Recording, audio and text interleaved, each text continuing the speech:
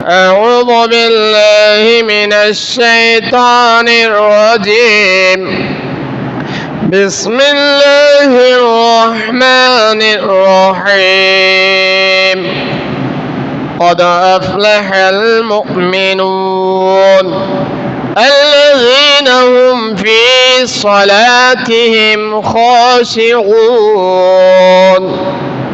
صدق الله المولى العظيم وصدق رسوله النبي الحبيب الكريم، ونحن على ذلك لمن الشاهدين والشاكرين، والحمد لله رب العالمين. مولاي صل وسلم دائما أبدا على حبيبك خير الخلق كلهم، أما بعد. Rajanagar Ranihat degree college জামে মসজিদে দূর দূরান্ত থেকে আগত মুসল্লিন আযম রহিমানা ও রহিমাকুমুল্লাহ, আসসালামু আলাইকুম ওয়া রাহমাতুল্লাহি ওয়া বারাকাতুহু। মুসল্লিন আযম কোরআনুল কারীমের সূরা মুমিনুনের 1 এবং 2 নং আয়াত কারিমা তেলাওয়াত করেছি। এই আয়াতের আলোকে ইসলামের অন্যতম স্তম্ভ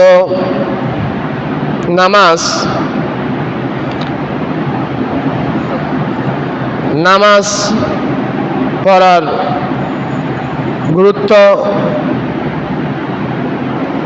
এবং ফজিলত এই সম্পর্কিত মাসালা আলোকপাত করার চেষ্টা করব। রব্বে করিম আলোচনা শ্রবণ করে সে মোতাবেক আমল করার তৌফিক দান করুক, আমিন। মুসল্লিন আযম আল্লাহ রাব্বুল আলামিন অত্র আয়াতের মধ্যে ইরশাদ করছেন, قد أفلح المؤمنون, মুমিনগণ সফল কাম। অর্থাৎ মুমিন মাত্রই ওই মুমিন।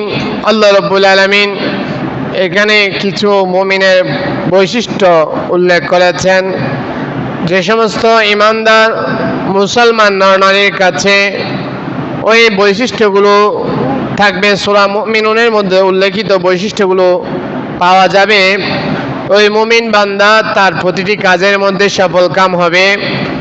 তার পারিবারিক জীবন, ব্যক্তিগত জীবন, সামাজিক জীবন, রাষ্ট্রীয় জীবনের প্রতিটি ক্ষেত্রে ওই মুমিন বান্দা সফল কাম হবে। আল্লাহ রাব্বুল আলামিন মুমিনের প্রথম বৈশিষ্ট্য হিসেবে আল্লাহ রাব্বুল আলামিন এখানে উল্লেখ করেছেন, আল্লাযীনা হুম ফি সালাতিহিম খাশিউন। ওই সমস্ত মুমিন বান্দারা সফল কাম হবে তাদের কর্মকাণ্ডের মধ্যে, তার বাস্তব জীবনের মধ্যে। সে ইহকাল পরকালের মধ্যে সফল কাম হবে যে মুমিন বান্দা ঈমান আনার সাথে সাথে যেই মাত্র তার উপর আল্লাহ রাব্বুল আলামিনের পক্ষ থেকে নামাজ ফরজ হবে, নামাজ ফরজ হওয়ার সাথে সাথে ওই নামাজ আদায় করেছে। অপর আয়াতের মধ্যে আল্লাহ রাব্বুল আলামিন বলছেন, ইন্না সলাতা কানাত আলাল মুমিনিনা কিতাবাম মাওকুতা। নির্দিষ্ট সময়ের মধ্যে মুমিন বান্দা মাত্র নামাজ নির্দিষ্ট ওয়াক্ত মোতাবেক আদায় করতে হবে। ফজরের আজানের সাথে সাথে ফজরের নামাজ আদায় করতে হবে। জোহরের আজানের দেওয়ার পরক্ষণে জোহরের সময়ের মধ্যে জোহরের নামাজ আদায় করতে হবে। আসরের আজান দেওয়ার পর আসরের সময়ের মধ্যে আসরের নামাজ আদায় করতে হবে। মাগরিবের আজান দেওয়ার পর মাগরিবের সময় মাগরিবের নামাজ আদায় করতে হবে। ইশারের সময় ইশারের নামাজ, বিছরের নামাজ আদায় করতে হবে। মুমিন বান্দা যখন তার নামাজ আদায় করবে, আল্লাহ রাব্বুল আলামিন নামাজ আদায় করলে হবে না, বরং সাথে সাথে আরেকটা বিষয় বলছেন, খাশিউন। এমনভাবে নামাজ আদায় করতে হবে যেন ওই নামাজের মধ্যে খুশু থাকে, আল্লাহর জন্য একনিষ্ঠতা থাকে, ওই নামাজ রিয়া সুমা মুক্ত হয়। অনেকে আমরা আছি নামাজ পড়ি, মনের মধ্যে ভাব আসে আমাকে মানুষ পঞ্চখানা মুসল্লি বলবে আমি যদি জামাত সহকারে নামাজ আদায় করি, মসজিদে গিয়ে নামাজ আদায় করি, তাহলে আমার ওই নামাজের মধ্যে খুশু থাকবে না। যদি আমার অন্তরে এই ধারণা আসে যে আমি নামাজ পড়ছি মানুষ আমাকে নামাজি বলার জন্য, আমি ইবাদত বন্দেগী করছি মানুষ আমাকে ইবাদতকারী বলার জন্য, তখন আমার ওই ইবাদতের যে জাযা, যে প্রতিদান, যে স্বাদ, সেই স্বাদ এবং সেই প্রতিদান থেকে আমি বঞ্চিত হব। আল্লাহ রাব্বুল আলামিনের প্রতিশ্রুতি মোতাবেক সেই প্রতিদান আমি পাবো না। এই জন্য আল্লাহ রাব্বুল আলামিন বলছেন ওই সমস্ত মুমিনগণ সফল কাম হবে যারা ফি সালাতিহিম খাশিউন, যারা তাদের নামাজের মধ্যে আল্লাহর একনিষ্ঠভাবে, আল্লাহ একগ্র চিত্তে আল্লাহর জন্য নামাজ আদায় করবে, আল্লাহকে সন্তুষ্ট করার জন্য। তো কিভাবে নামাজ আদায় করতে হবে হাদিস শরীফের মধ্যে রয়েছে। রাসূল করিম সাল্লাল্লাহু তাআলা আলাইহি ওয়াসাল্লাম হযরত জিবরিল আমিন আলাইহিস সালাতু ওয়াস সালামের প্রশ্নের উত্তরে বলেছেন আন তা'বুদাল্লাহা কাআন্নাকা তারাহু, মুমিন বান্দা মাত্রই আল্লাহ রসুল দুইটি বিষয় বলেছেন, দুইটি স্টেপের যে কোনো একটি স্টেপের মাধ্যমে নামাজ আদায় করতে হবে। আল্লাহ রসুল বলেন আন তা'বুদাল্লাহা কাআন্নাকা তারাহু, তুমি আল্লাহ রাব্বুল আলামিনের এমনভাবে ইবাদত করা, নামাজ এভাবে আদায় করবে, নামাজ তুমি এভাবে আদায় করতে হবে, এভাবে আদায় করা তোমার উপর আবশ্যক। কাআন্নাকা তারাহু, তুমি যেন আল্লাহ রাব্বুল আলামিনকে তুমি দেখতে পাচ্ছ। যাই নামাজের মধ্যে যখন দাঁড়িয়ে যাবে, নামাজের স্থানে যখন দাঁড়িয়ে যাবে, তখন তুমি আল্লাহকে দেখছো, সেই মন মানসিকতা নিয়ে তোমাকে দাঁড়াতে হবে। রাসূল বলছেন ফাইন লাম তাকুন তারাহু, হে উম্মত, যদি তোমার পক্ষে সেই সক্ষমতা না থাকে, আল্লাহকে দেখার সেই যোগ্যতা যদি তোমার অন্তরের মধ্যে সৃষ্টি না হয়, তাহলে বোঝা যাচ্ছে এমন কিছু বান্দা রয়েছে যারা আল্লাহ রাব্বুল আলামিনের দিদার পাওয়া সম্ভব। এই জন্য রাসূলুল্লাহ সাল্লাল্লাহু আলাইহি ওয়াসাল্লাম বলেছেন, নয়তো এটা বলতেন না। এই হাদিসের থেকে ইঙ্গিত পাওয়া যায় আল্লাহ রাব্বুল আলামিনের সৃষ্টি জগতের মধ্যে আল্লাহর এমন কিছু বান্দা রয়েছে যারা আল্লাহর এত নৈকট্য অর্জন করেছেন যে আল্লাহ রাব্বুল আলামিন তাদেরকে দিদার দিয়েছেন। বিভিন্ন জীবনের মধ্যে, বিভিন্ন আল্লাহর বুজুর্গ বান্দাদের জীবনের মধ্যে রয়েছে। তো রাসূল বলছেন তুমি এমনভাবে ইবাদত করো যেন তুমি আল্লাহকে দেখছো। ফাইন লাম তাকুন তারাহু, যদি বান্দা তুমি আল্লাহকে না দেখো, হে আমার উম্মত, তোমার কাছে যদি ওই যোগ্যতা অর্জিত না হয়, আল্লাহকে দেখার সেই যোগ্যতা যদি তোমার কাছে সৃষ্টি না হয়, ফাইন্নাহু ইয়ারাক, তাহলে তুমি মনে করো আল্লাহ রাব্বুল আলামিন তোমাকে দেখছে। আল্লাহ রাব্বুল আলামিন সৃষ্টি জগতের মাখলুকাতের সকল কিছু আল্লাহ রাব্বুল আলামিনের সামনে দৃশ্যমান।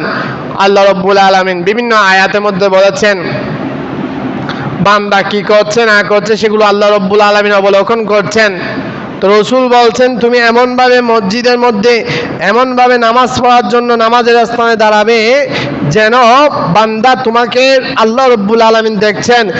এই ধারণা যখন, এই বিশ্বাস যখন অন্তরের মধ্যে সৃষ্টি হবে, তখন ওই নামাজের মধ্যে আল্লাহ রাব্বুল আলামিন যে খুশু হুজু সহকারে নামাজ আদায় করতে বলেছেন, ওই নামাজের মধ্যে খুশু হুজু থাকবে, আল্লাহর একনিষ্ঠতার সহিত আল্লাহর একগ্র চিত্তে আল্লাহর জন্য ইবাদত বন্দেগী করা সেটা সম্ভব হবে।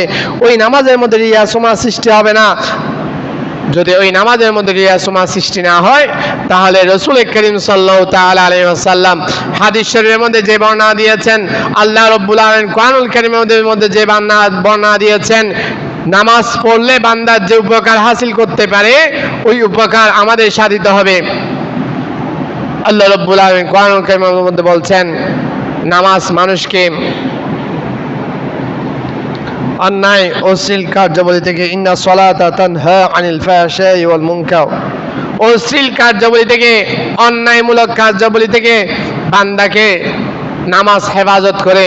তো নামাজ যখন আমি নামাজের মতো নামাজ আদায় করব, 5 ওয়াক্ত নামাজ যখন আমি আদায় করব, তখন আমি নামাজি হওয়ার কারণে আল্লাহ রাব্বুল আলামিন আমাকে মুসল্লি হওয়ার কারণে আমাকে অন্যান্য পাপ রাশি থেকে, অশ্লীল কথাবার্তা বলা থেকে, পাপ কাজের মধ্যে লিপ্ত হওয়া থেকে আমাকে আল্লাহ রাব্বুল আলামিন মুক্ত রাখবেন।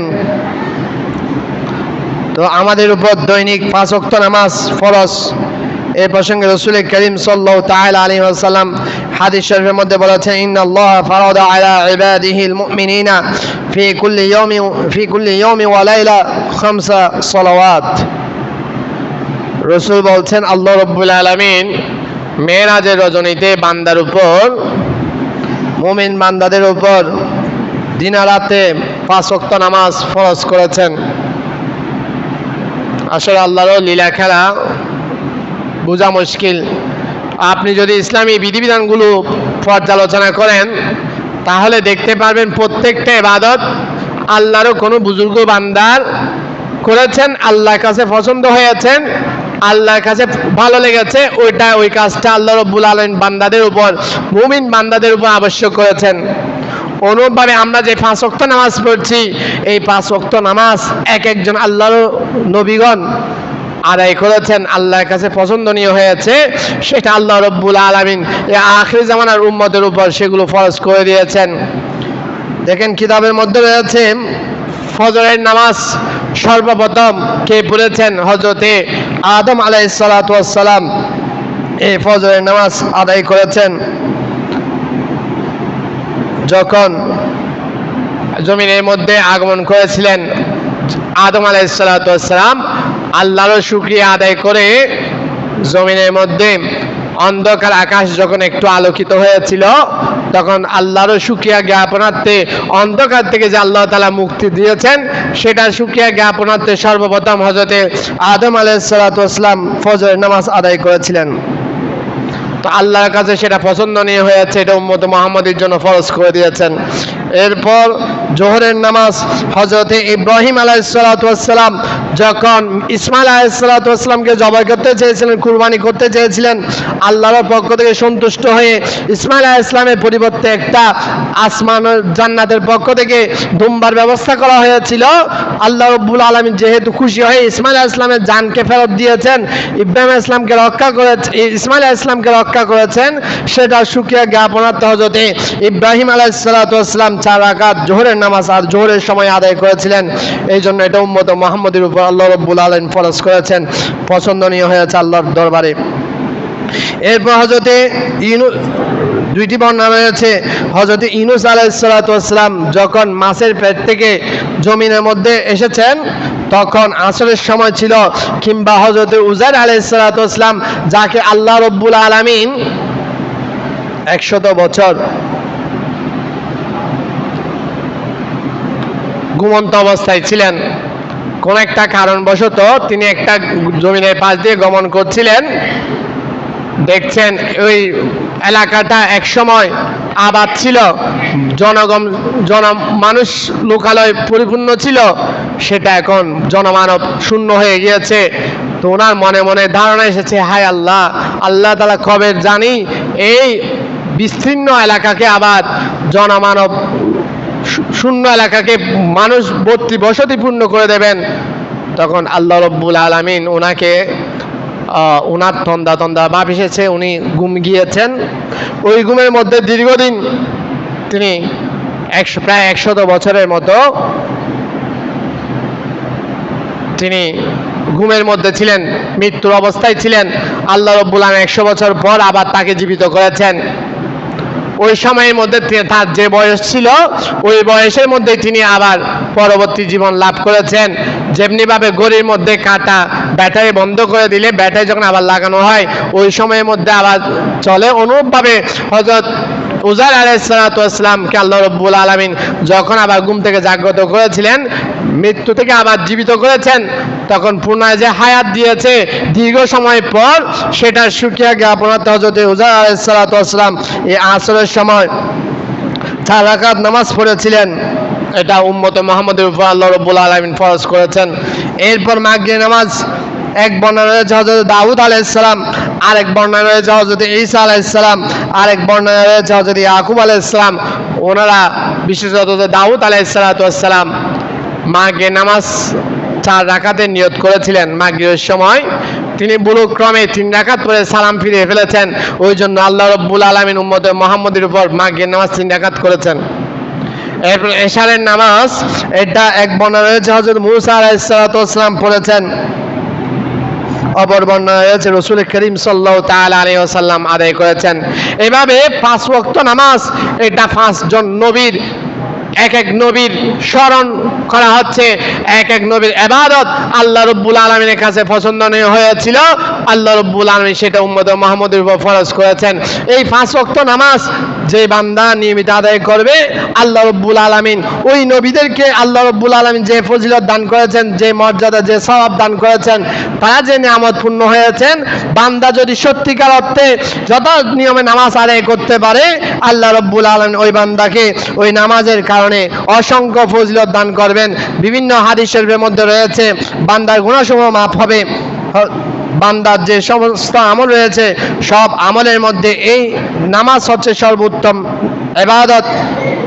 হাদিস শরীফের মধ্যে রয়েছে বান্দা যখন নামাজ আদায় করে, বান্দা যেন আল্লাহর সাথে কথা বলে। আমরা যদিও বা শুনতে পাই না, হাদিস শরীফের মধ্যে রয়েছে আমি আপনি যখন দাঁড়িয়ে সূরা কিরাত পড়ি, প্রত্যেকটা শব্দের জবাবে আল্লাহ রাব্বুল আলামিনের পক্ষ থেকে জবাব আসে। যারা সামর্থ্যবান, যারা ক্ষমতা সম্পন্ন, যাদেরকে আল্লাহ রাব্বুল আলামিন শ্রবণ শক্তি দিয়েছেন, ওই আল্লাহর বুজুর্গ বান্দারা আল্লাহরও ওই জবাব শুনে থাকেন। যেভাবে আমরা একজন বান্দাকে সালাম দিলে সালামের উত্তর দেয়, অনুরূপভাবে আমরা যখন সূরা ফাতিহা পড়ি, আলহামদুলিল্লাহি রাব্বিল আলামিন পড়ি, তখন আল্লাহর পক্ষ থেকে একটি জবাব আসে। এভাবে আমাদের প্রতিটা নামাজের, প্রতিটা কর্মের মধ্যে আল্লাহর পক্ষ থেকে আমাদের কথার জবাব দেওয়া হয়, যদিও আমরা শুনি না। এই জন্য এই নামাজকে আল্লাহর সাথে বান্দার কথাবার্তার মাধ্যম হিসেবে বলা হয়। এই জন্য এই নামাজকে বান্দার মুমিনের মেরাজ হিসেবে পরিগণিত করা হয়।